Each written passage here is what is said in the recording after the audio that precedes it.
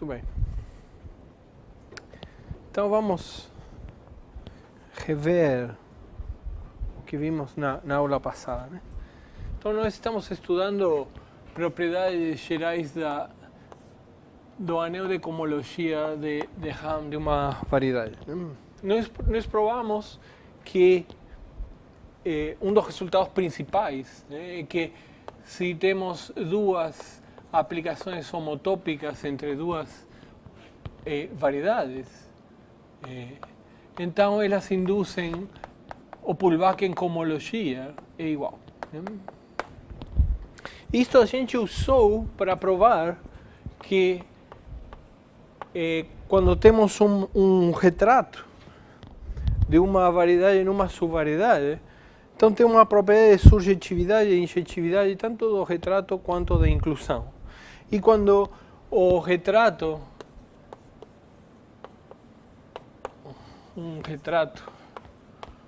é por deformação,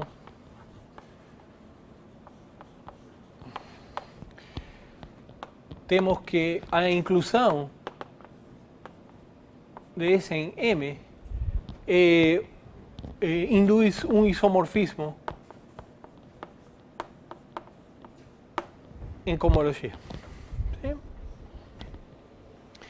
Por exemplo, um caso particular é a retração de Rn menos a origem em Sn menos 1, né, que leva x em x sobre a norma de x. Né? Então, em particular, o que temos é que a inclusão, que vai no sentido contrário aqui, que eu chamo de J, né, satisfaz que esse aqui é um isomorfismo. Em particular, a cohomologia de Rn menos um ponto é isomorfa como álgebra a cohomologia da esfera. Mas é mais do que isso, né? Esta aplicação é isomorfismo. Muito bem. E na aula passada, nós provamos que o teorema que se M é conexa e orientável, então o último grupo de cohomologia com suporte compacto tem dimensão 1. Né? De fato, provamos que é integral como aplicação linear da cohomologia com suporte compacto em R, esse aqui é um isomorfismo.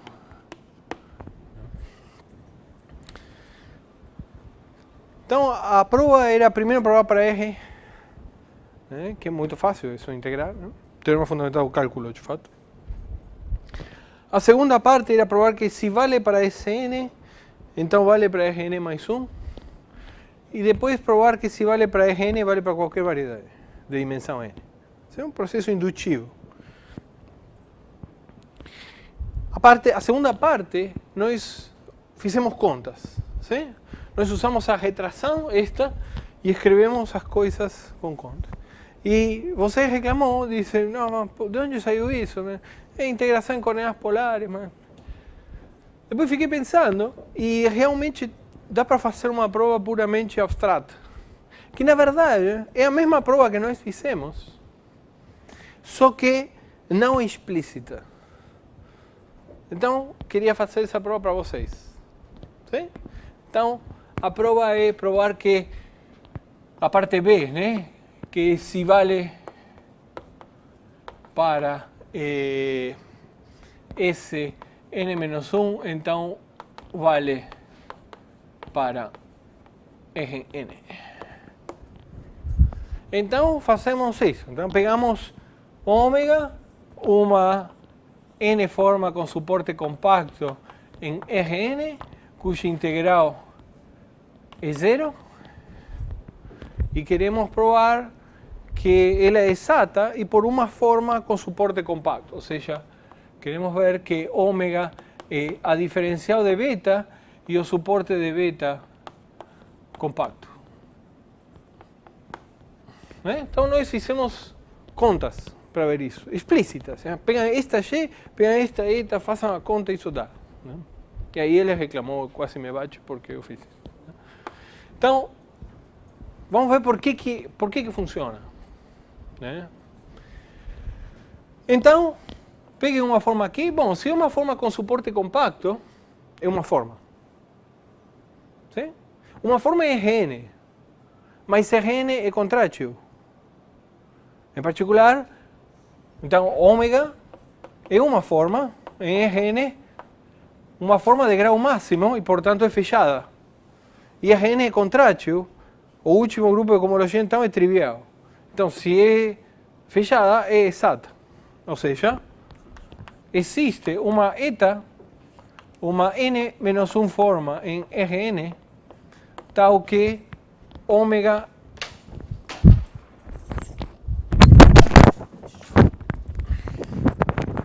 saímos do ar temporariamente. Então existe um eta, uma n forma tal que n-1 forma tal que ômega é de eta. Sim? Não importa quem é eta, existe. Simplesmente porque Rn é contrátil. Estamos usando o que fizemos nas aulas anteriores. A propriedade homotópica, a invariância homotópica da cohomologia. Então, sabemos isto. Claro que esta não tem por que ter suporte compacto. Estamos usando a cohomologia sem suporte compacto, que é a que é invariante por homotopia, a outra não. Vamos ver isso, por que é isso. Muito bem, então existe essa eta. Então, podemos supor que o suporte da ômega está dentro da bola unitária de Rn, cujo bordo é a esfera de raio 1. Então, o que acontece com... bom, temos também a inclusão de Sn-1 em Rn. Sim? Então, o que acontece? Bom, observem que é isto, né? A integral em Sn-1 desta. Então, pego esta eta e faço isto. Sj é esta que está aqui. É a inclusão da esfera em Rn sem um ponto, sem origem. Sim? Então, isto nada mais é do que a restrição de eta na esfera, é integrar. Em particular, isto é a mesma coisa que isto. Né?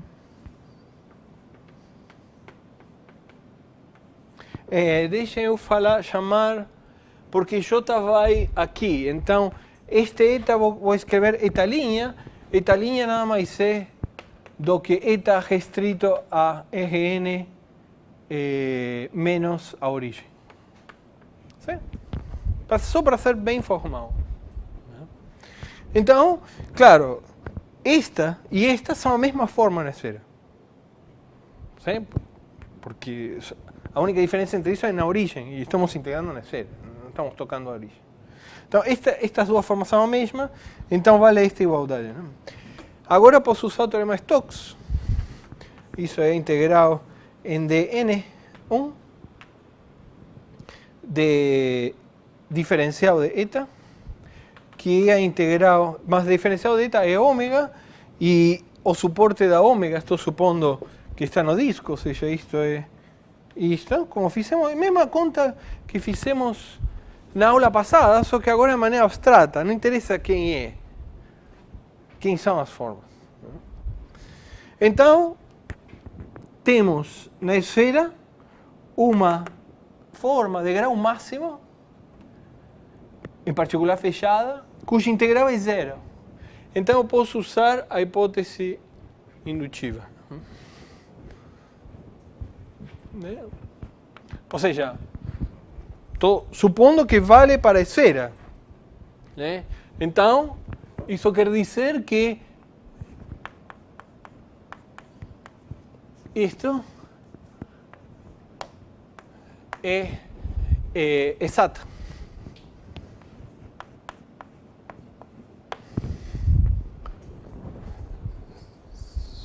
Certo? Estou usando que vale para esse n-1. Aqui o suporte é sempre compacto, porque a esfera é compacta. Ou seja, se vocês quiserem, uma outra maneira de ver a mesma coisa é dizer que isto é zero. Sim? Mas este é um isomorfismo. Então, isso diz que esta é zero. Então, isto implica, como o pullback da J é um isomorfismo, isto implica que a classe de tal linha é zero. Em outras palavras, existe uma forma lambda.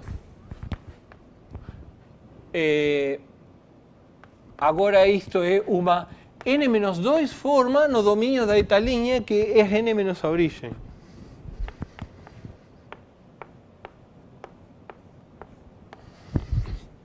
Tal que, observen que, bom, tal que eta linha é d lambda.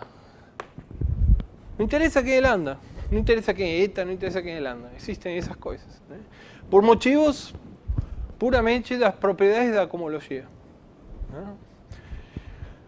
Então, observen que o que estamos usando é sempre a cohomologia usual, não a cohomologia com suporte compacto aqui. Essa lambda pode ou não ter suporte compacto, não sabemos. Estamos usando isto, cohomologia sem suporte compacto. Muito bem, então, eta linha é d lambda também. Em outras palavras, eta é d lambda fora da origem. Isso é o que estamos dizendo. Sim? Ou seja, eta é d lambda fora da origem. Lambda está definida aqui, não na origem. Pode ser singular na origem, pode não ter extensão, pode...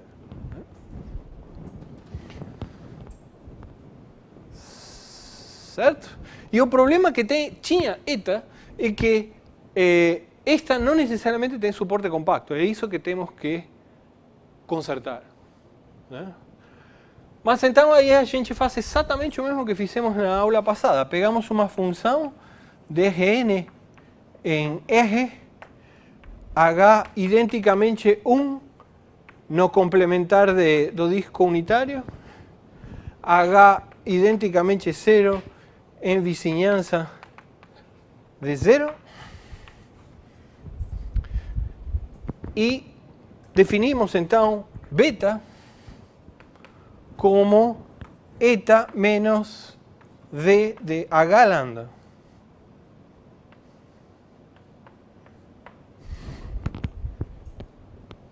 ¿Sí?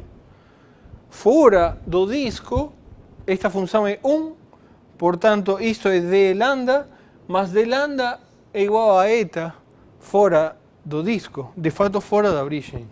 Então, isto é 0 fora do disco. Em outras palavras, o suporte de beta está contido no disco. Tem suporte compacto. E, claro que ômega, que é d eta, é a mesma coisa que d beta. Porque esta forma é exata. D quadrado é 0. E isso é o que queríamos provar. Ômega é d beta com uma forma com suporte compacto. Esta prova é a mesma que fizemos na aula passada. Só que não é explícita. Na aula passada escrevemos quem eram as formas e fizemos a conta. Sim? Não precisa. Mas também é interessante ver as coisas explícitas funcionar. Nós usamos aqui que esta J era um isomorfismo. Sim? Na aula passada não usamos nada disso, porque na aula passada pegamos a retração explícita. Pegamos a coisa explícita. Mas na verdade é a mesma prova. Mas esta prova é mais conceitual, né? Vista dessa maneira é mais conceitual, mas a outra é mais histórica, né? É como as coisas costumam evoluir. Mas esta é mais simples, né? Porque não tem que fazer nenhuma conta, não fizemos nenhuma conta. Só usamos as propriedades de invariância por homotopia. Muito bem, mas como eu falei na aula passada, a parte C é que era bem interessante, né? Vamos rever rapidamente como era, né? Então, a ideia é que provar que se vale para Rn, então vale para qualquer variedade conexa e orientada. Então, qual é a ideia? Bom, primeiro pegamos ômega com suporte compacto,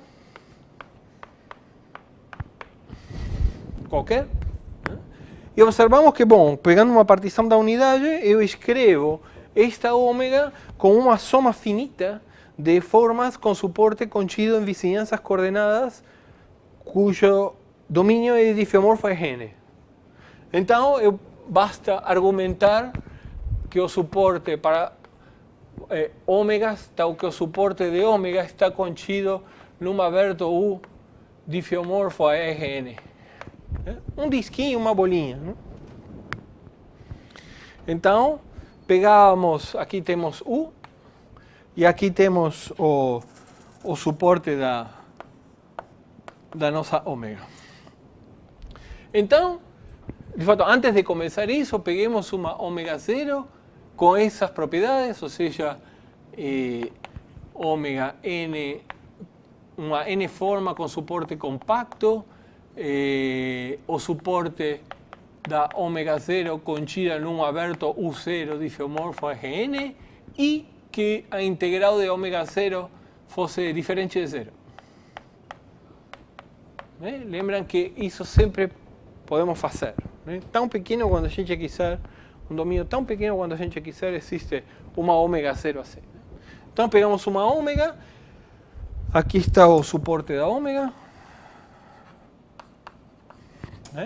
e pegamos e por aqui anda nosso U0 e o suporte da ômega 0 por aqui. O suporte. Sim?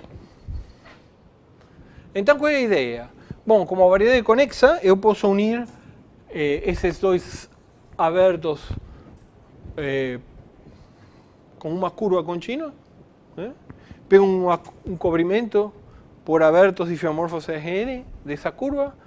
A curva é compacta, tem um subcobrimento finito. Então, posso pegar uma subcobertura finita dessa cobertura. E a ideia, então, era pegar em cada interseção, pegar uma forma, uma n-forma com suporte compacto e com suporte contido nessa interseção. Então, aqui vamos ter o suporte da ômega 1, mesma coisa aqui, mesma coisa aqui.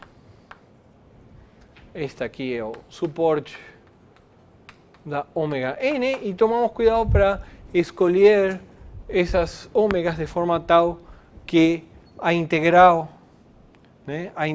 de ômega 1 fosse diferente de 0, a integral da ômega n fosse diferente de 0. E então, aí usamos a propriedade em cada abertinho. Então, o que sabemos? Sabemos que o espaço das formas que são fechadas e não exatas tem dimensão 1. Então, temos aqui uma forma de grau máximo com suporte compacto dentro deste aberto que é Rn, a integral é diferente de 0. Então, esta forma ômega tem que se escrever como um múltiplo da ômega 1 mais alguma coisa fechada. Uma coisa exata. E o suporte da beta 1. Estou repetindo a prova, agora vocês vão ver por que estou repetindo a prova. Dentro de U1. De fato, o suporte da beta 1 e o suporte da ômega 1, os dois estão contidos em U1. E assim, agora continuamos, né? Pegamos isto e fazemos o mesmo entre ômega 1 e ômega 2. E então isso aqui, o que fica? Fica, aqui vamos colocar A1. Então aí vocês escrevem A1, escrevem ômega 1 como uma combinação linear de ômega 2, ou seja, A2 ômega 2 mais D beta 2 mais D beta 1. E continuam, né? Isto que está aqui então é A1, A2, A3 ômega 3 mais D beta 3 mais quem? Mais A1 mais D A1 beta 2 mais D beta 1. Que isso aqui é uma constante, isso aqui é um número. Então isso aqui é exato. E isso aqui, bom, eu posso pegar, né? Isso aqui ainda posso escrever assim. A1, A2, A3 mais uma D de uma, eu escrevo agora beta 3 linha como A1, A2, beta 3. Sim? D beta 3 linha mais D beta 2 linha mais D beta 1 linha. Sim? E o ponto é que cada uma destas, beta 3 linha, beta 2 linha, beta 1 linha, tem o suporte contido no UI correspondente. Sim?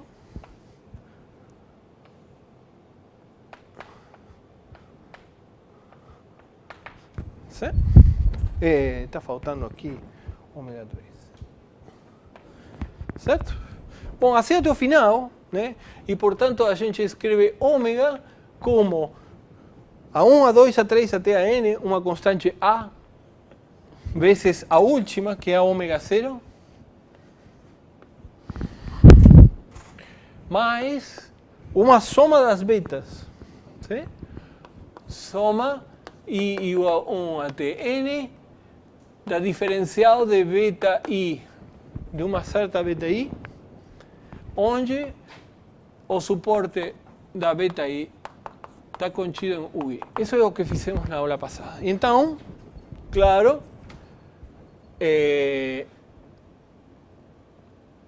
a gente está escrevendo, está dizendo que o espaço das formas que são exatas, que são fechadas e não exatas, tem dimensão 1.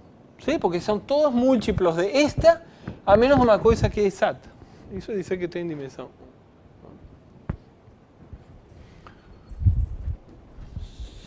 Sim, isso é o que fizemos na aula passada. Isso prova o resultado. Muito bem. Então, agora vocês vão ver por que eu fiz de novo a prova. Esta parte, a terceira parte da prova. É pelo seguinte teorema.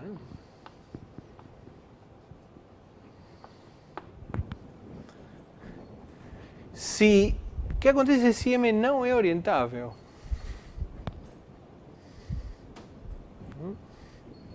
Bom, aqui usamos o teorema de Stokes, então nem podemos tocar a parte B, não podemos dizer nada.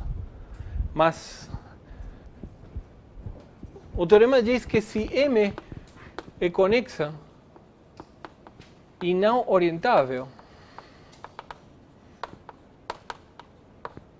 então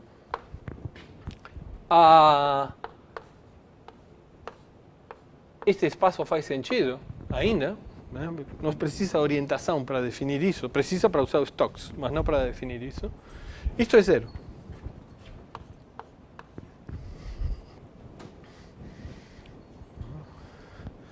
Em particular, vocês têm agora uma caracterização de orientabilidade pelo último grupo de cohomologia.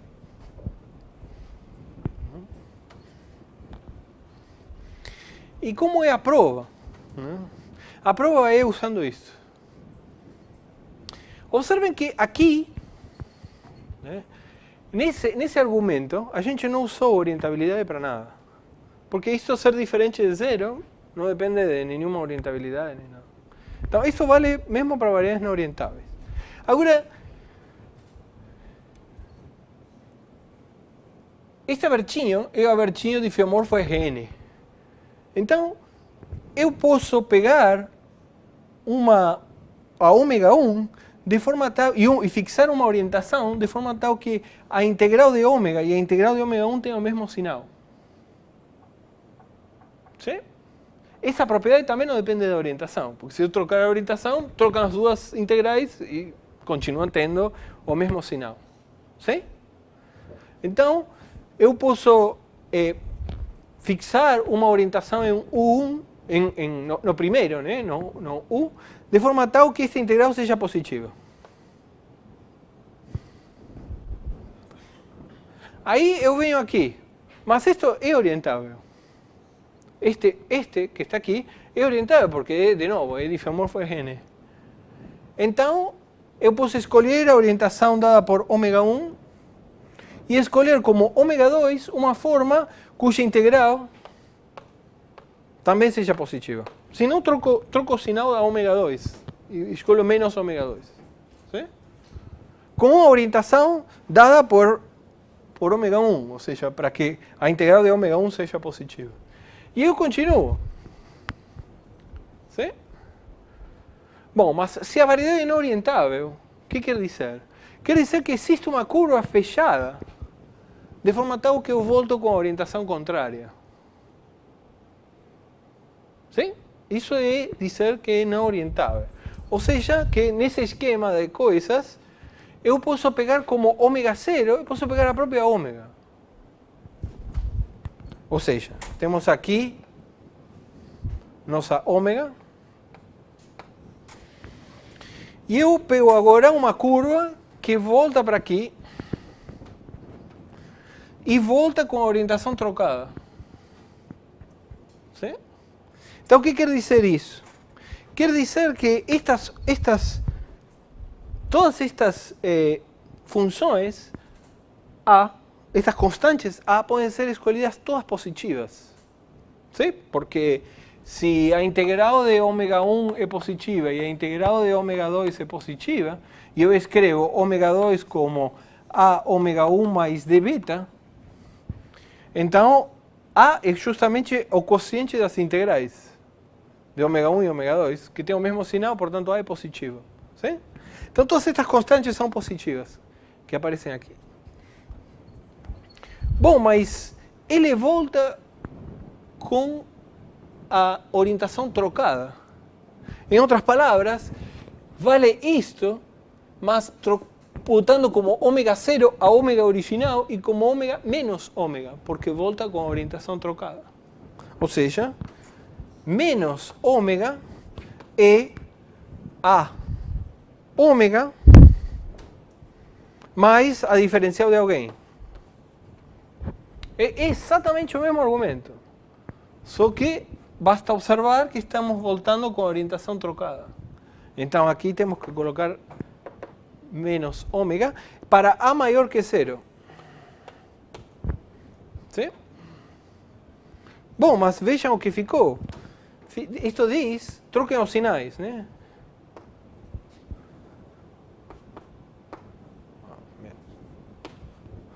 Bom, então o que estamos dizendo é que ômega é ômega 1 mais A vezes ômega é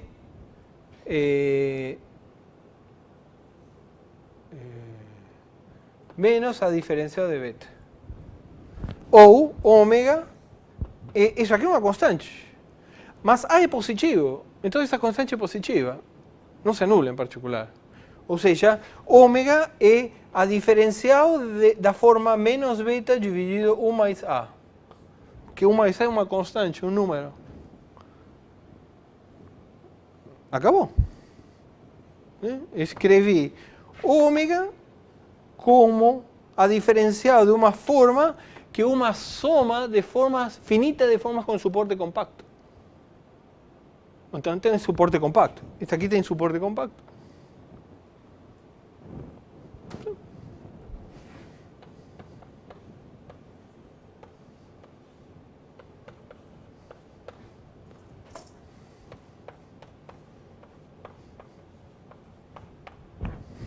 Más o menos era qualquer. Doido, né? Este truque é poderoso. E se vocês não se convenceram disso, vamos provar mais um teorema, com a mesma ideia.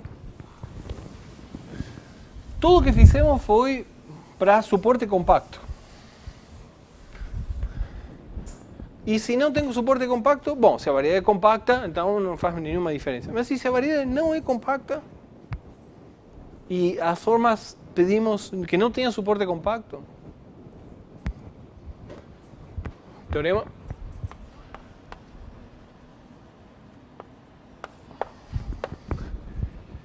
Si M é conexa, não compacta,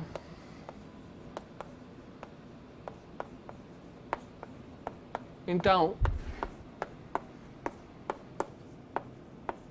isto é zero.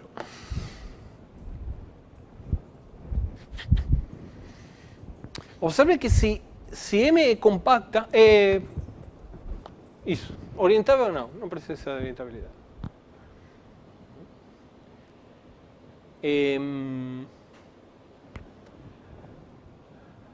Observe que se M é compacta e orientável, este é o mesmo que a que tem suporte compacto, que sabemos que não é zero.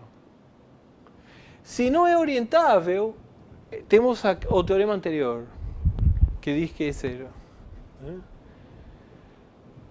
Em particular, você tem uma caracterização de compacidade em termos do último grupo de cohomologia. Se é zero, é orientável, se é zero, é compacta, se não, não. Para variedades orientáveis. Sim? E a ideia é a mesma. O que quer dizer que a variedade não é compacta? Quer dizer que eu posso pegar uma curva como esta, que sai de todos os compactos da variedade. Isso é equivalente a dizer que a variedade não é compacta. Porque se toda curva em tempo arbitrariamente definido existe um compacto que a contém, a variedade é compacta. Argumento simples, exercício. Então, uma coisa interessante é, parece meio estranha a conexidade aqui. Porque se é zero, por que usamos conexidade? Porque vocês podem ter duas componentes conexas, uma orientável e a outra não. E aí a cohomologia vai ser diferente de zero por causa daquela que é orientável, daquela componente que é orientável. Aqui é meio parecido, pelo mesmo motivo se precisa de conexidade, né? Poderia ter duas componentes, uma compacta e outra não.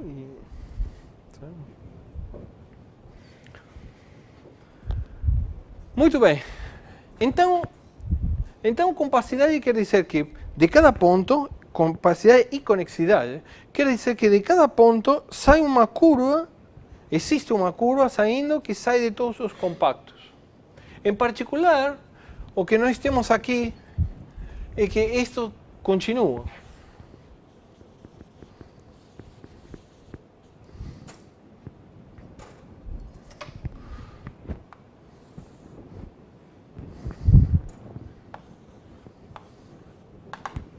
Sim?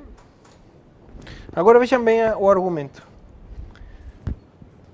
Então, aqui as formas não necessariamente têm suporte compacto. Então, mas vamos fazer primeiro, vamos supor que, então, peguem ômega em M, onde o suporte da ômega está contida num aberto difeomorfo de N, igual que antes. Sim? Então podemos fazer este argumento que está aqui para esta curva. Então, o que temos? Né? Observe que nós estamos escrevendo a ômega como uma certa constante AN, ômega N, mais d beta 1, mais d beta 2, mais d beta 3, mais d beta N. ¿Sí? Mas os compactos estão, essa sequência de compactos está indo para infinito, está saindo de qualquer compacto que eu fixe na variedade. ¿Sí? Em particular, isso que está aqui, esta ômega n, tem um suporte dentro de un. E o n está indo embora.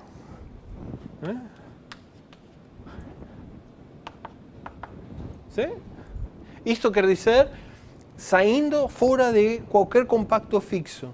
A sequência de abertos UN, eventualmente, para todo compacto, existe um N0, tal que UN não intersecta compacto para N maior ou igual que N0. Isso quer dizer isto. ¿Sí? E o suporte de beta I está contido em UI. Claro que aqui tem o 1 que está fixo, né? Mas, eventualmente, esses termos têm suporte longe. Agora, fixem um ponto na variedade. Né? Aqui, este, por exemplo. ¿Sí? Ou, bom, aqui, esse aqui vai justo dar zero, né? Mas fixem um ponto aqui. Esse ponto é um ponto fixo, está dentro de um compacto. Quando vocês queiram calcular tanto ômega quanto d ômega, os termos aqui, cujo suporte esteja fora do compacto, não entram no cálculo. Só vai entrar quando vocês, por exemplo, este que está aqui, só vai entrar quando vocês peguem pontos aqui. Senão não entra. Certo? Porque estas formas, a partir de um n, se anulam no compacto K. ¿Yeah? E esta também, esta está indo para infinito. Em outras palavras, isto não aparece. Então, peguem, seja Km um compacto, N0 em N, tal que o N interseção K é vazio para todo N maior ou igual que N0. Isso quer dizer isto. Bom, mas então quem é ômega restrito a K? Eu vou pegar agora N maior ou igual que N0. Então, como N é maior que igual a N0 e eu estou trabalhando em K, esta tem suporte em UN que não toca K. Então, quando eu calculei isto, esta parte não conta. Ou seja, isto é d beta 1 mais d beta 2 mais d beta N0. Os outros não interessam. Sim? Bom, mas isto aqui é exato. Né?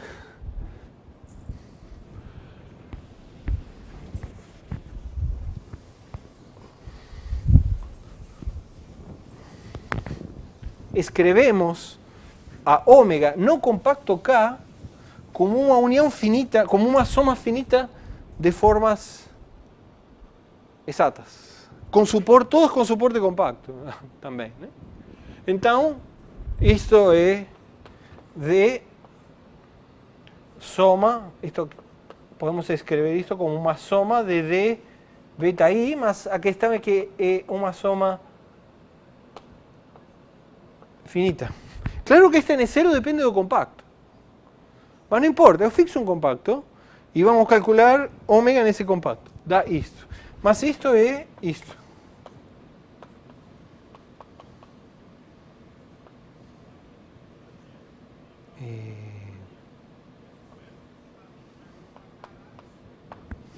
Chamo isto de beta. Então, isso mostra que em cada compacto, isto é exato. Sim? Então, isso mostra a propriedade quando o suporte está contido num aberto diffeomorfo de N. Pelo mesmo motivo, se o suporte de ômega é compacto, temos a mesma propriedade. Por quê? Pegando uma partição da unidade, escrevemos ômega como uma soma finita de ômega alfa, cada ômega alfa com suporte contido num aberto diffeomorfo de N, e escrevemos a coisa assim. Você entendeu isto? Em outras palavras, o que estou dizendo é que ômega se escreve como uma soma infinita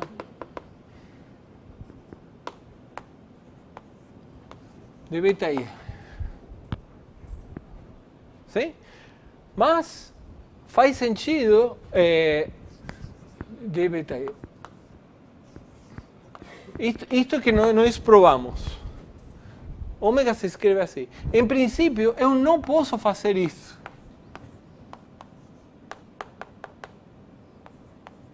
Isto faz sentido. A soma destas beta I faz sentido porque o suporte está indo para o infinito das formas. Então, em cada ponto, uma soma finita. Mas, em princípio, eu não poderia fazer isto para conjunto infinito de formas. D é linear com uma soma finita, não com uma soma infinita. Mas em cada compacto, a soma é finita. Então, em cada ponto, e de fato em cada compacto, esta soma é uma soma finita. Então, isto faz sentido. E esta é a beta.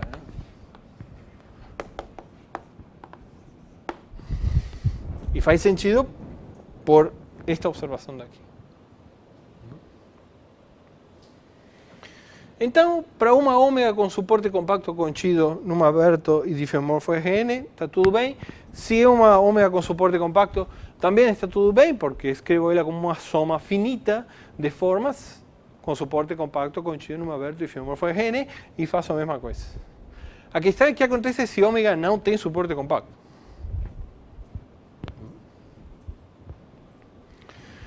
Bom, a questão é a seguinte: toda variedade possui um cobrimento. Isso é um exercício que vocês vão fazer. Toda variedade possui um cobrimento por abertos, diffeomorfos de N, que a partir de um índice, todos saem fora de qualquer compacto. Ou seja, M é uma união infinita de abertos, UI diffeomorfo de N, e para todo K compacto, U existe um N, a mesma, o que está aí. Existe N0, tal que para todo N maior ou igual a N0, UN interseção K é vazio.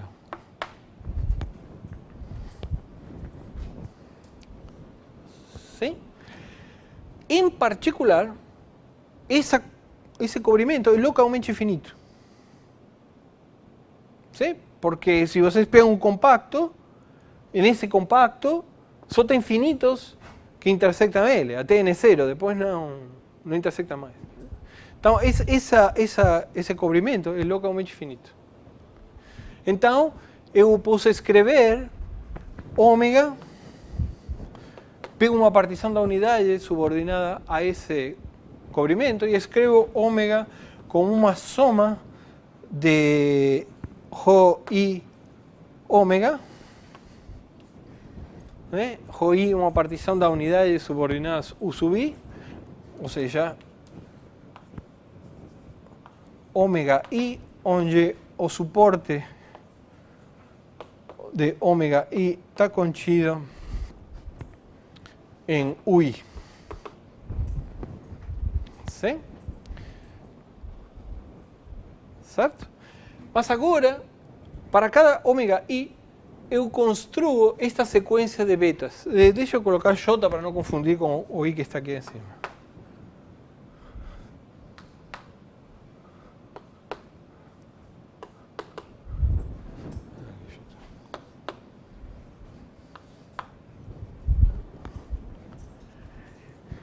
Então, para cada ômega J, eu escolho esta sequência beta IJ.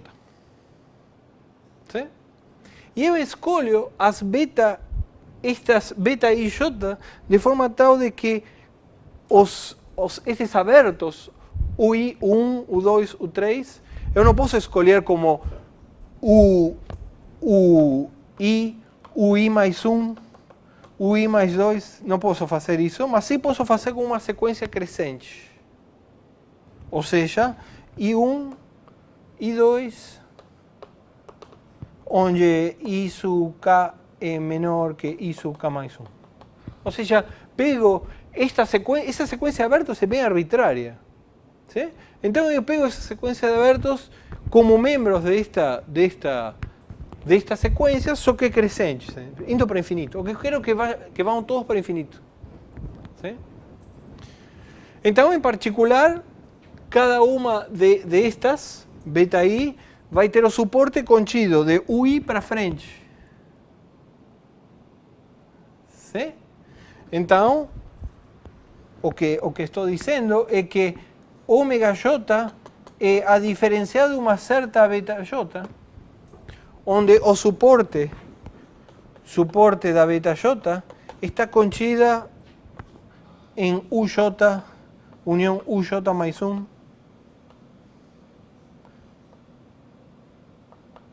união. Na verdade é UJ, U, IJ mais 1, IJ mais 2, mas, bom, em particular está aqui dentro. O importante é que é de UJ para frente. ¿Sí? Certo? Então é o mesmo argumento que antes. É um compacto, a partir de N0, um compacto, existe um N0, e a partir desse N0, estas não contam para o cálculo da ômega. Então é o mesmo argumento de antes.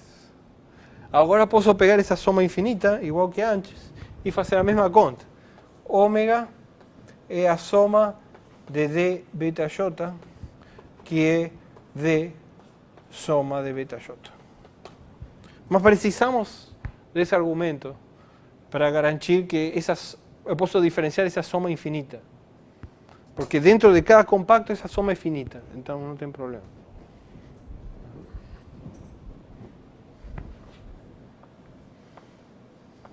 Tome cuidado com esse exercício, porque o enunciado é confuso no livro, está errado. Como está. O que existe é... Quando vocês vejam o teorema no livro, aí ele vai enunciar corretamente, mas vai referir a um problema, a um exercício. O exercício está errado. Tem que pegar como enunciado é o que ele usa no teorema. Isso é um exercício, outro exercício. Provar que esse exercício é falso. Certo?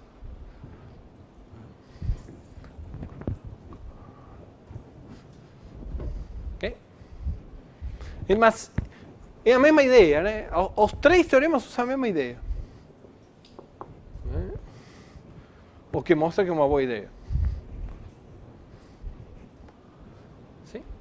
Então deixem eu fazer um quadrinho para ver o que nós provamos até agora.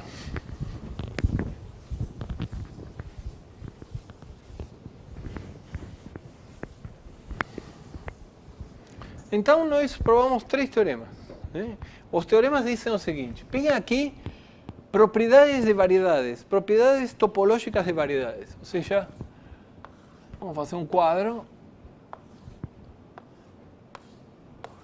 Aqui é a propriedade de orientabilidade. E aqui é não orientável. Aqui é compacta e aqui é não compacta. Ou seja, as variedades se dividem nesses quatro tipos, né? As variedades orientáveis e compactas, orientáveis e não compactas, não orientáveis e compactas, não orientáveis e não compactas. Então, nós provamos tudo sobre as duas cohomologias dessas 4 classes. Né? Observem o seguinte.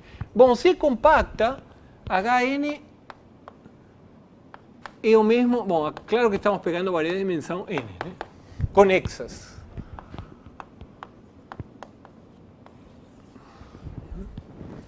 Então, como é compacta, Hn é igual a Hn com suporte compacto. Claro, todas as formas têm suporte compacto. Então, aqui vale a mesma coisa aqui. Sim? Muito bem. Agora, se é orientável e compacta, nós sabemos que isto é eje. Esse foi o teorema que provamos na aula anterior. Então, agora, se é conexa, se é não compacta, este é zero. Se é não compacta, Hn é zero. Então, aqui temos os dois. Aqui temos Hn e Hn com suporte compacto, que não necessariamente são iguais. Hn e Hn com suporte compacto. Sim? Certo? Então, o que diz isto? Diz que se é não orientável, o suporte compacto é zero. Né? Então, não orientável, o suporte compacto é zero. Então, aqui é zero. E aqui é zero. Sim? Isso é o que diz aquele teorema. Sim? Por outro lado, as não compactas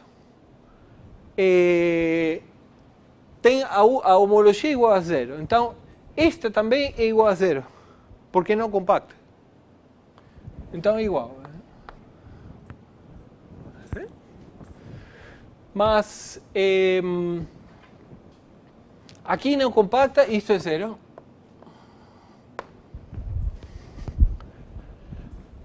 E se é orientável e não compacta,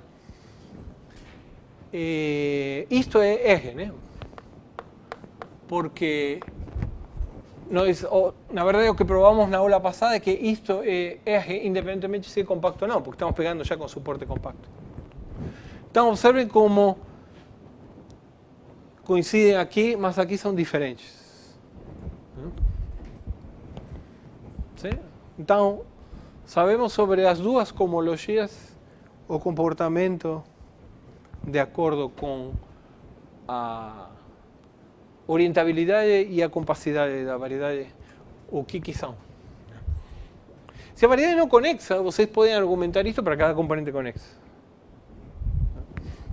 Então, isso não é problema. Está claro? Isso é que nós demonstramos.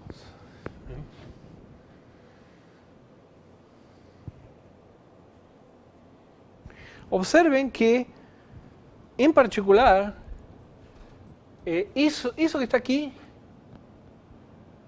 mostra que a cohomologia com suporte compacto não é um invariante homotópico, porque Gn é homotópico a um ponto, né? É contrátil. Né? Os HNC de um ponto, em geral se escreve assim, isso, né? É zero para n maior ou igual a 1. Mas por isto, HNC de Gn é eje. Portanto, não se preserva, né? Não é um invariante homotópico a cohomologia com suporte compacto. A cohomologia com suporte, a cohomologia normal é, mas a com suporte compacto não. Sim?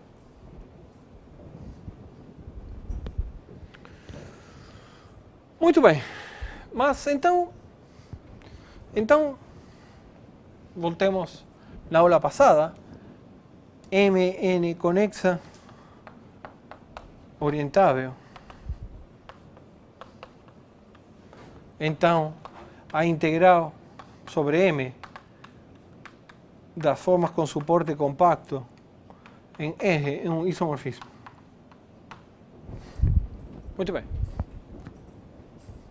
Agora, peguem F, uma aplicação entre duas variedades conexas orientáveis da mesma dimensão.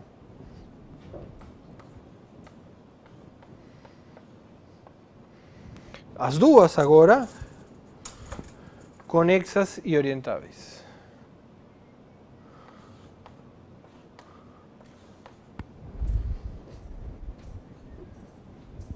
Então, temos o pullback. Temos agora, sabemos que o pullback vai de Hn N em Hn M. Bom, em particular eu posso restringir as formas com suporte compacto.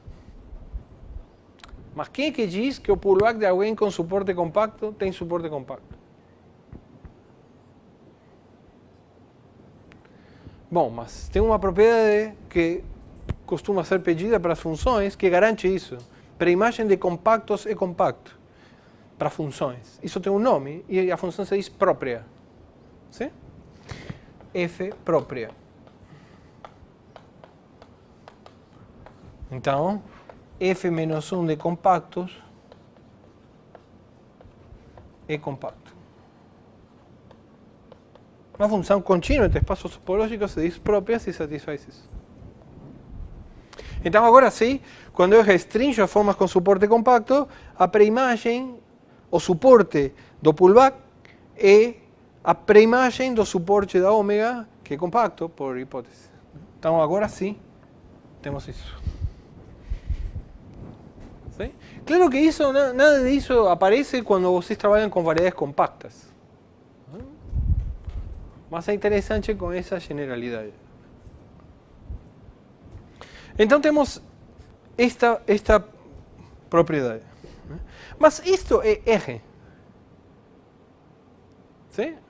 Isto é R. Ou seja, essa aplicação é uma aplicação linear entre espaços vetoriais de dimensão 1. Ou seja que isso que está aqui é um múltiplo, é uma constante. Uma vez que eu fixo uma base aqui e uma base aqui.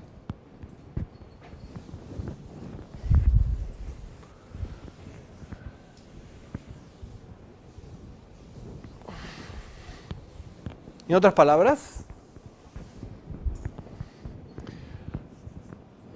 como estas duas têm dimensão 1, então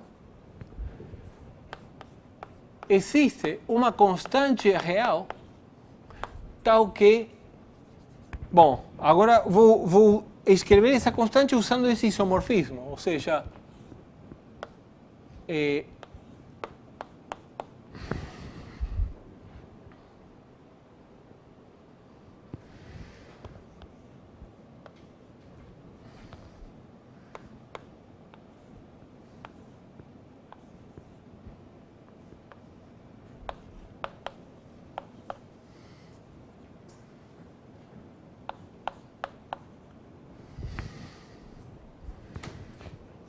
de fato,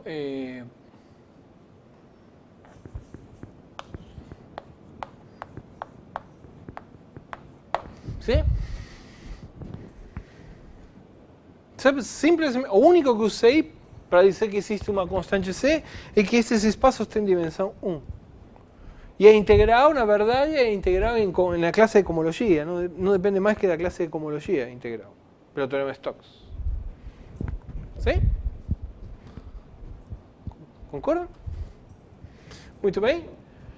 O ponto interessante é que esta função é uma função real, né? Número, fixo. Depende da f. E esse número tem um nome, se chama o grau da f. Sim? Então,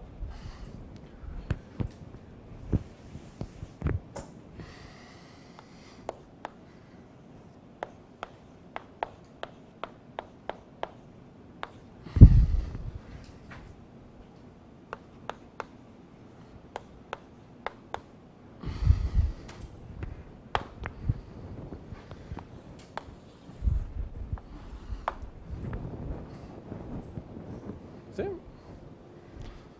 De novo, é propriedade absolutamente trivial, só que estes espaços têm dimensão 1.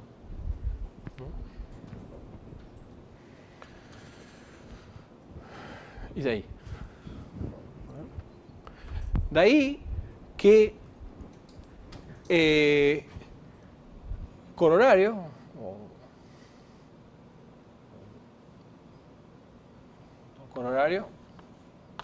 da definição. Se f, como aí, vou pegar agora f e g como aí, né? Se vocês pegam duas funções homotópicas, o grau é o mesmo. Porque essa aplicação é a mesma. ¿Sí?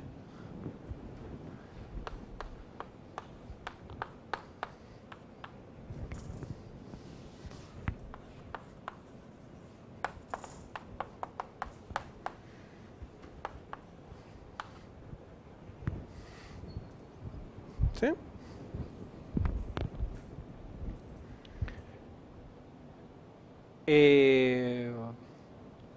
Mas, claro, lembrem que essa propriedade valia para a cohomologia normal, não para a cohomologia com suporte compacto.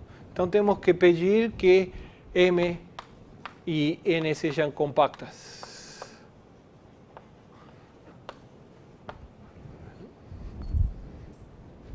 ¿Sí? Aí, com suporte compacto, sem suporte compacto, a mesma coisa. E aí sim, está certo. Está claro? Então temos um numerinho real que é associado à classe de homotopia de funções.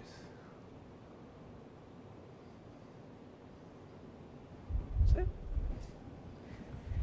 Magia. Esse número é um número inteiro. Por que esse número é um número inteiro? Obviamente, não sai olhando para isso, para o quadro que vocês vão descobrir por que é um número inteiro.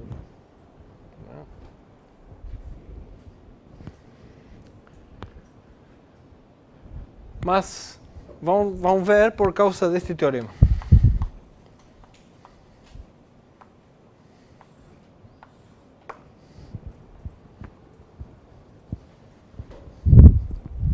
Seja, então, temos f de m em n variedades compactas, orientáveis, conexas. Então, as duas são compactas, conexas, orientáveis e compactas. Certo?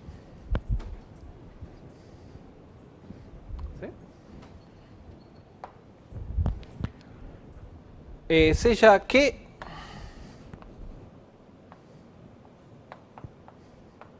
um valor regular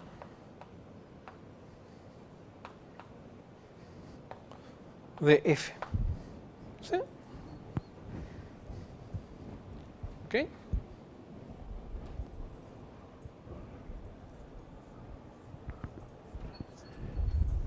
Então, a pré-imagem de que...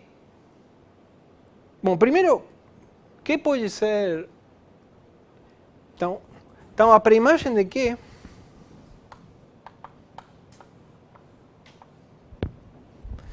é um conjunto discreto de pontos. Por quê? Pega um ponto aqui. Então, vamos fazer aqui para não sujar o enunciado do teorema.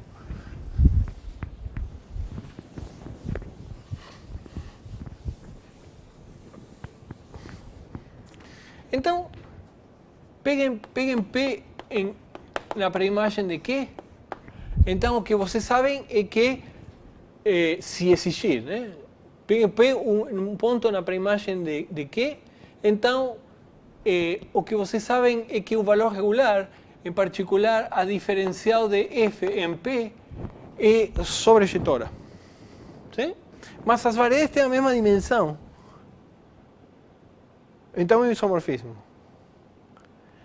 Pelo teorema da função inversa, a f é um diffeomorfismo local. Sim? Existe uma abertinha ao redor de P, né? E uma abertinha ao redor de Q. Então, isso é um iso, e, portanto, existe um aberto de M contendo P e um aberto de N, tal que F é restrito a UP, de UP em V é um dífio.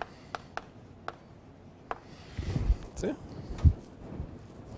Mas esta é compacta.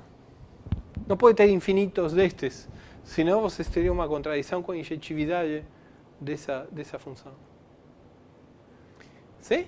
Então, a pré-imagem é um número, por causa da compacidade de M, isso é um número finito de pontos isolados. Sim? Sim? Então, isso que está aqui é P1, PK. E em cada PI, como vimos aqui, a diferencial em PI é um isomorfismo. Sim? Mas, então, ou, pelo teorema da função inversa, isso aqui é um diffeomorfismo. Mas as duas variedades estão orientadas, em particular esses dois abertinhos estão orientados. Então tem duas possibilidades. A F, nesse abertinho, pode preservar a orientação ou reverter a orientação. Sim? Então, definam o sinal da F em PI é 1 se F restrito a UP preserva a orientação,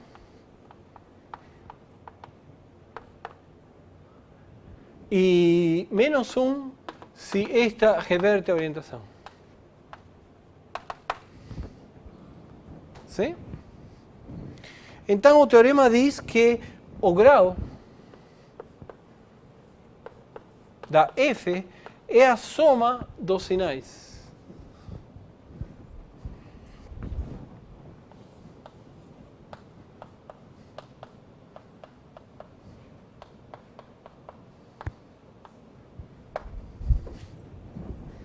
Em particular, o número inteiro.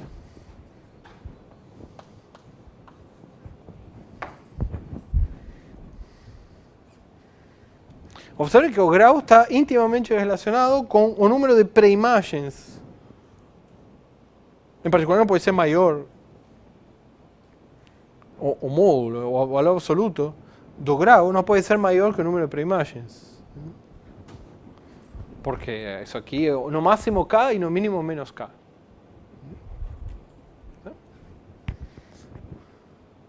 O que quer dizer isto? Porque, como eu falei aqui, pode não existir. Né?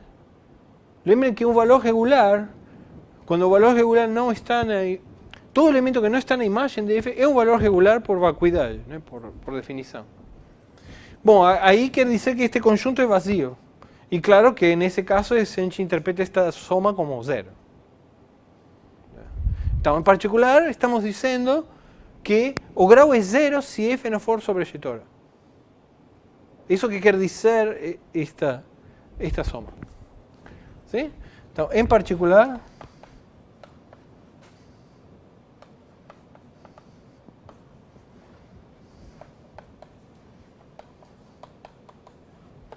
se F não for sobre.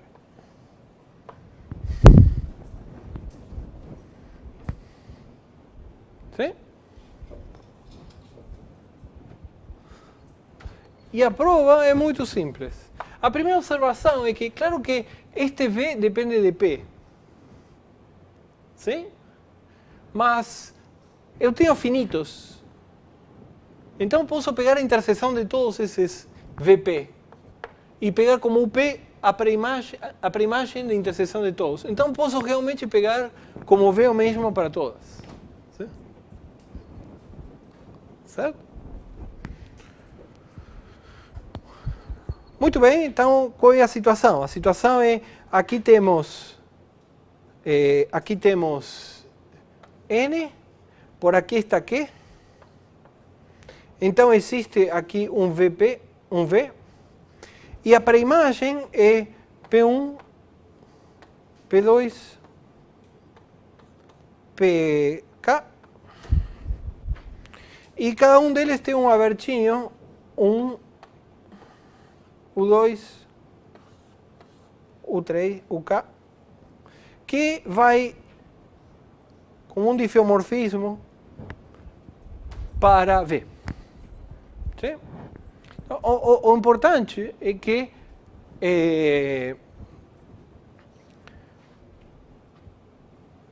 F restrita a cada abertinho é um difeomorfismo. Sim? Muito bem. Por outro lado, a definição de grau, a magia da definição esta, é que este número não depende de ômega. Claro. Posso pegar a ômega que eu quiser. A ômega é minha, faço com ela o que eu quiser. Então, pegamos uma ômega cujo suporte esteja contido em V. E que pegue o quê? Então, pegamos uma ômega, uma N-forma com suporte compacto, na verdade uma N-forma em N, onde o suporte de ômega está contido em V. E Q está aqui. Sim? Mas eu peço que ômega em Q não seja zero. Vocês podem pegar uma N-forma positiva, né? O que na verdade o que eu quero é que a integral de ômega seja diferente de zero. Sim? Tudo isso vimos na aula passada como conseguir. Muito fácil.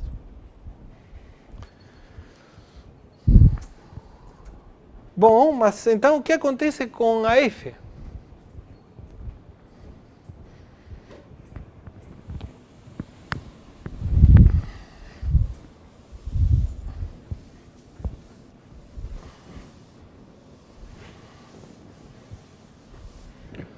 Bom, mas F agora, F restrito a UI, vai de UI em V, que é onde está o suporte da ômega. Sim? Então, chamem isso aqui de FI, e portanto, o que nós sabemos é que a integral desta em UI é mudança de variáveis. ¿Sí? É mais ou menos a integral de ômega em V. ¿Sí? E este depende do sinal, de se preserva ou reverte a orientação. Podemos usar o sinal. ¿No?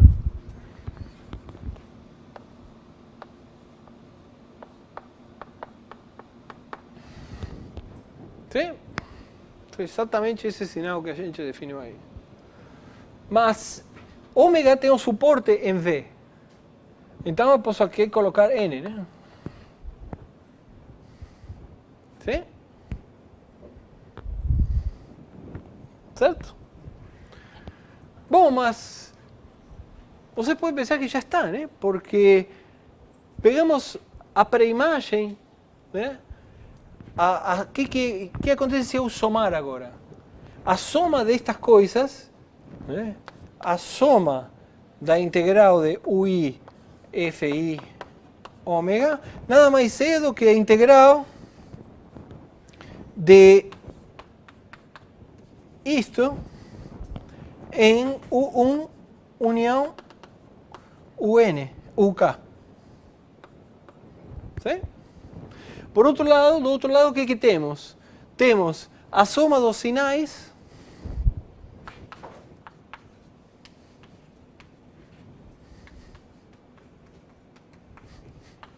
vezes a integral de omega.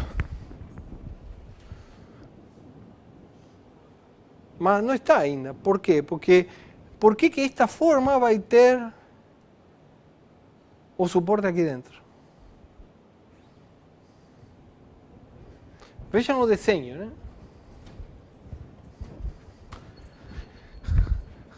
A pré-imagem deste pontinho são estes pontos aqui. Mas pode ser que tenha algum ponto por aqui, ou por aqui, cuja pré-imagem esteja fora do UI. Né? Então, poderia acontecer que o pullback da ômega por F tenha o suporte fora das UI. Mas isso se resolve. Né? Então, peguem um compacto. Vou desenhar aqui com o verde. Né? Peguem um compacto.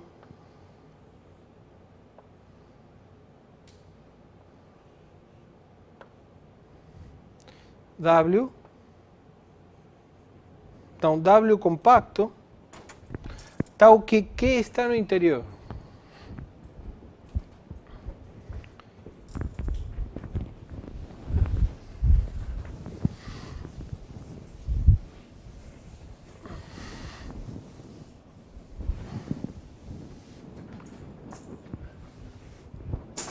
Então, seja W contido em V compacto, tal que Q está no interior de W. ¿Sí? Então, a pré-imagem de W em M é compacto. As variedades são compactas ou F próprio. Não só isso, mas como Q está no interior de W, os PI estão aqui.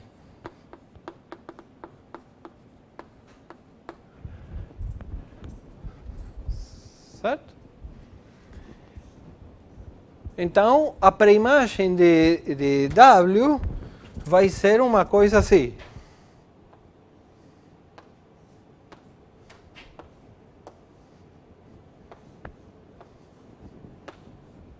Em princípio.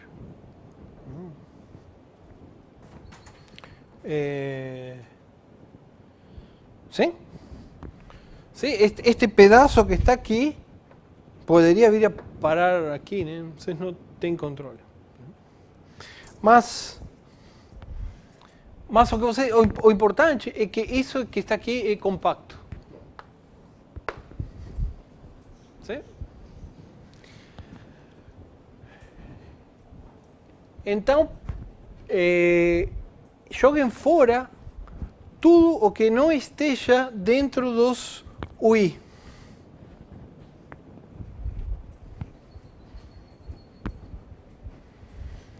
Então, este conjunto,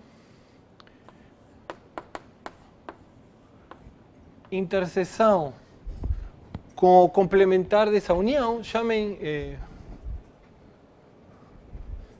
isto de U. Essa união de U. Né? Então, U é a união dos UI é aberto. Então, isto é fechado, isto é compacto, isto é compacto. ¿Sí?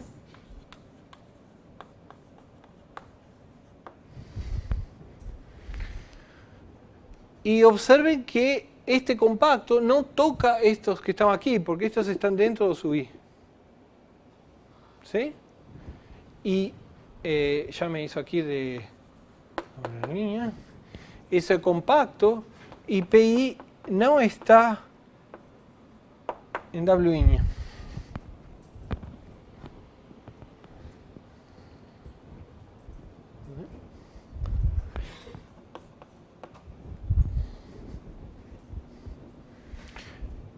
E não contém que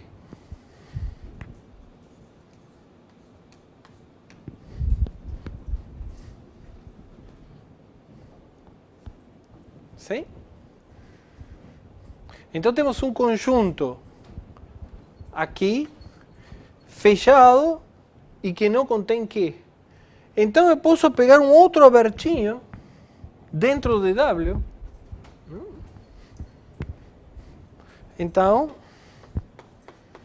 existe um V' dentro de V contendo Q e que não toca isto. ¿Sí? Porque isto é um fechado que não contém Q. Existe um Q em V', então existe um V' dentro de V que contém Q e que V' interseção F de W' é vazio.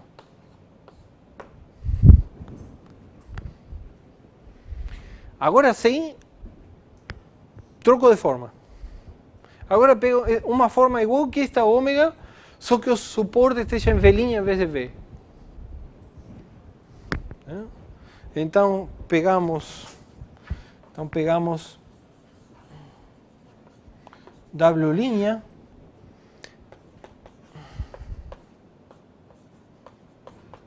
com o suporte de W' dentro de V' e a integral de W' é diferente de zero.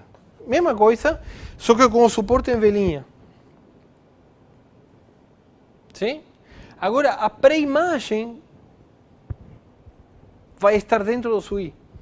A pré-imagem do suporte, né? Porque a pré-imagem do V', né?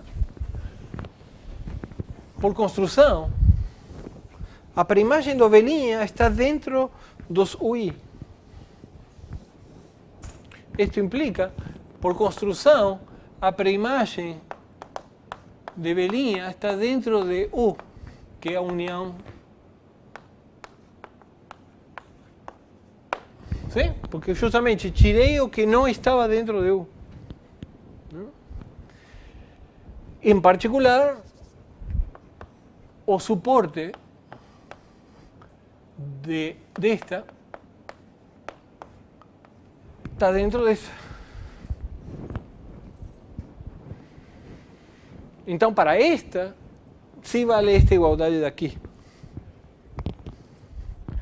Isso que está aqui cobre todo o suporte desta com linha, né?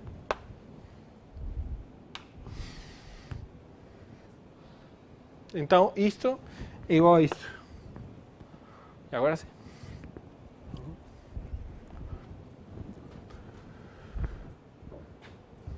Moral. A conta original está certa a menos de acertar um pouquinho o suporte da forma para que a pré-imagem esteja contida dentro desses abertos UI.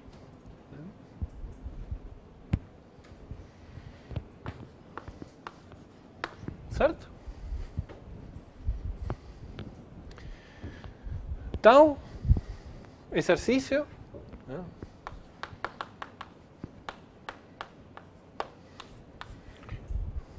Muito fácil. Calculem qual é o... Para a identidade, peguem a menos a identidade da esfera na esfera. Sim? Observem que são variedades conexas, compactas, orientáveis. Né? Isso aqui é própria, isso eleva P menos P. Função tipo dado. Né? Então, qual é o grau dessa aplicação?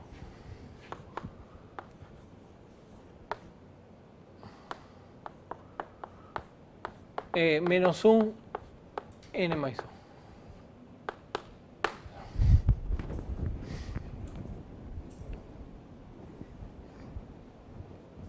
Muito fácil.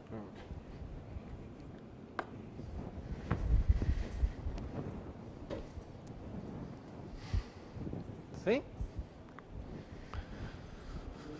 Corolário.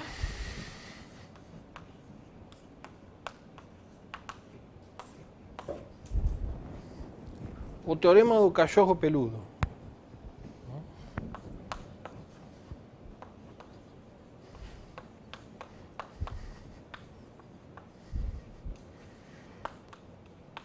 em dimensão 2n. Tem cachorros peludos de dimensão 2n.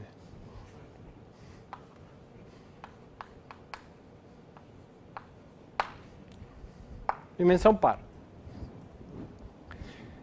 O que diz o teorema do cachorro peludo? Diz o seguinte. Não, é sério. Você vai ver que é sério. Você tem uma tia, né? Tia Anastácia que tem um cachorrinho. A tia sempre gosta de cachorrinho. Pega o cachorrinho da tia Anastácia e fechem as orelhas do cachorrinho. Né? Aí o cachorrinho vai olhar com vocês. Né? Vai olhar para vocês. Aí fechem os olhos do cachorrinho. Né? Aí ele vai ficar nervoso. Vai começar a ficar nervoso. Mas você tem que continuar. Fechem a boca do cachorrinho e o nariz. Aí vocês não têm muito tempo.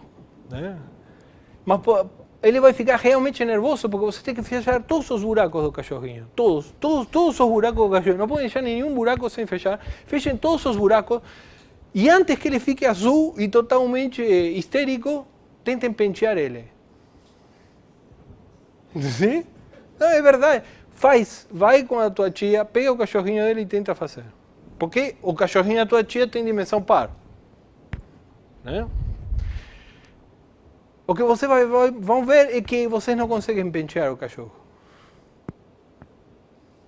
Se eu tivesse cabelo ainda, mostraria aqui um redemoinho, mas não tenho mais cabelo para mostrar. Uns anos atrás eu mostrava o redemoinho, agora não posso mais mostrar. O que é pentear?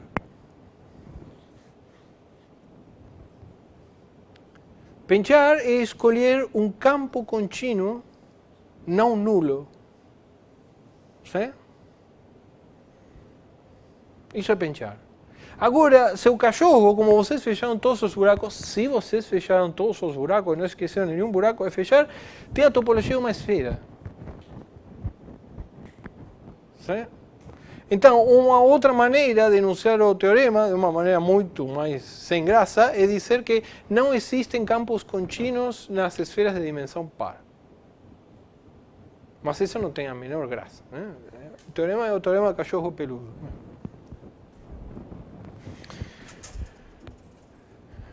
E por que não? Né? Ou seja, vou colocar aqui o enunciado sem graça. Não existem campos contínuos, nunca nulos, em S2.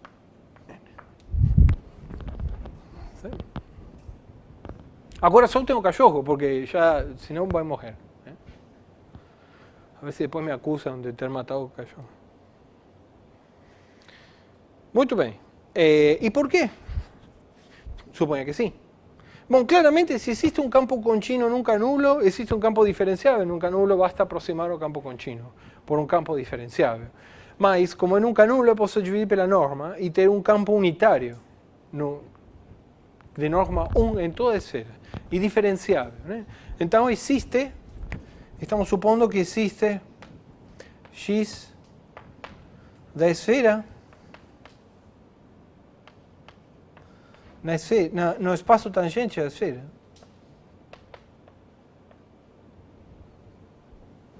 Né? Um campo. Né? Com norma de x igual a 1. Agora, para um ponto P aqui, quem é o espaço tangente? O espaço tangente é ortogonal a P. Sim?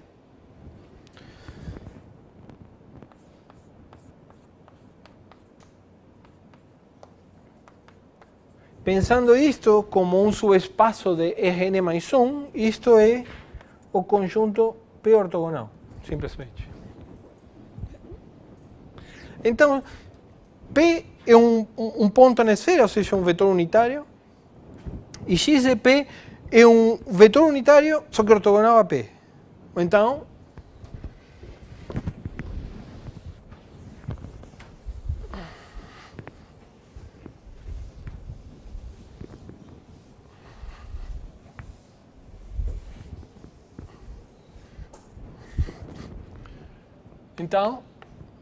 eu defino a seguinte aplicação. I t de P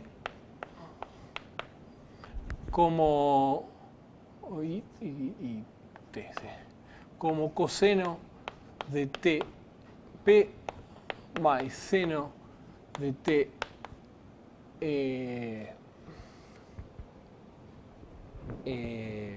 x de p.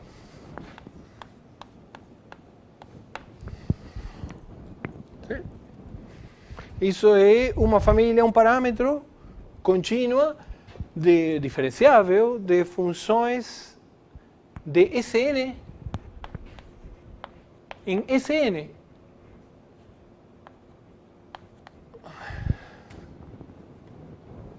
¿Sí? Porque a norma deste troço é 1.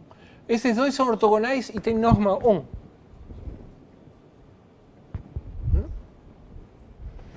Por outro lado, quem é I0? I0 é a identidade.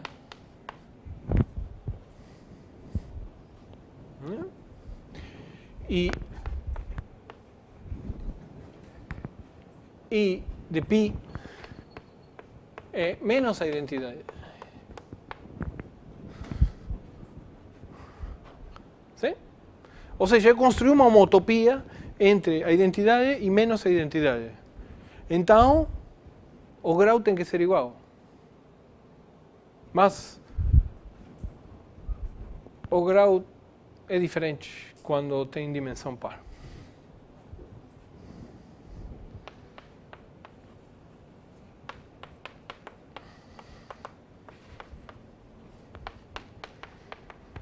Isto implica dimensão ímpar. Isso prova o teorema do cachorro peludo. Mas tem uma pergunta natural: o que acontece em dimensão ímpar? Isto não demonstra que não existe o que existe. Em dimensão ímpar isto não diz nada, porque diz que 1 é igual a 1. Mas em dimensão ímpar sempre existe. Por quê? Porque em dimensão ímpar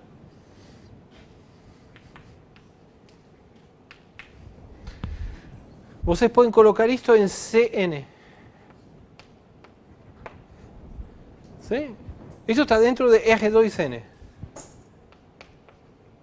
Mas isto é Cn. E aqui vocês têm a multiplicação por I,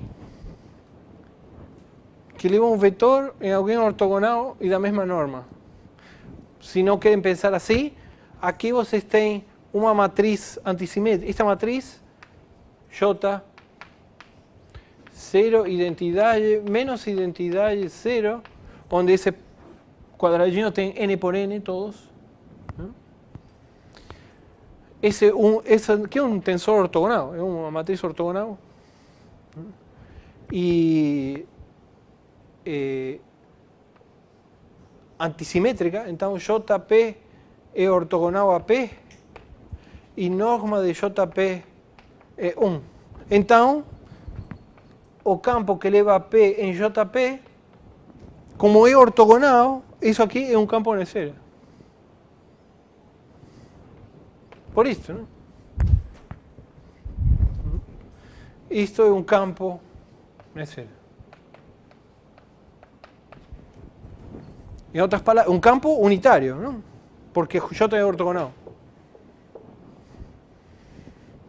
Então sempre podem pentear cachorro de dimensão ímpar. Mas nunca podem pentear cachorro de dimensão par. Soltaram o cachorro, né?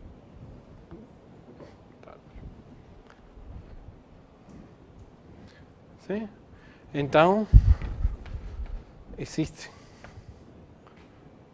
em dimensão ímpar.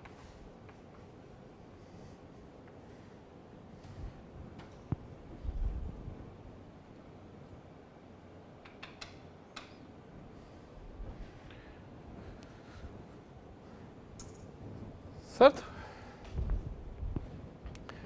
Ok. Então continuamos na terça-feira. Okay, alguma pergunta? Sim.